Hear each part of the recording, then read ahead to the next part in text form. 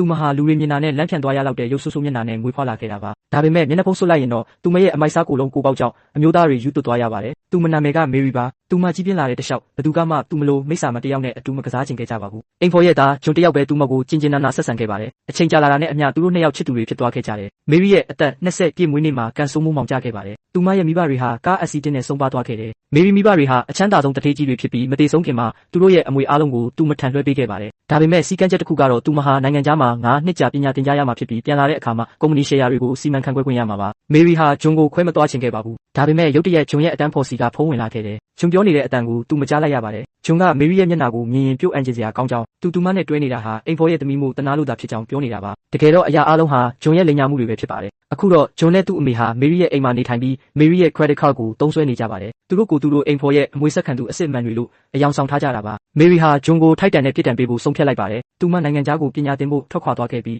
သူမပိုင်ဆိုင်တာတွေကိုပြန်သိမ်းပိုက်ဖို့စီစဉ်ခဲ့တယ်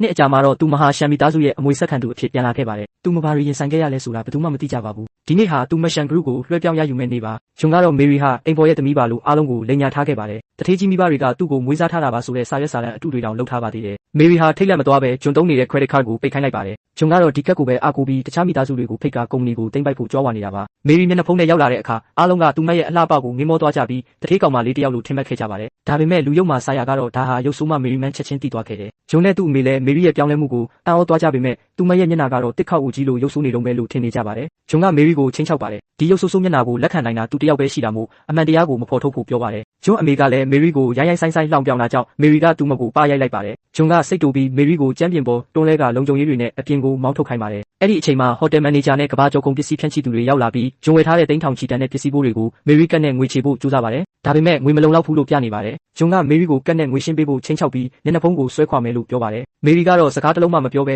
ငွေရှင်းဆက်ကိုရိုက်ခွဲပစ်လိုက်တယ်နောက်ဆုံးမှာတော့အားလုံးအံ့အားသင့်သွားရအောင်မေရီဟာသူမရဲ့မျက်နှာဖုံးကိုချွတ်လိုက်ပါတယ်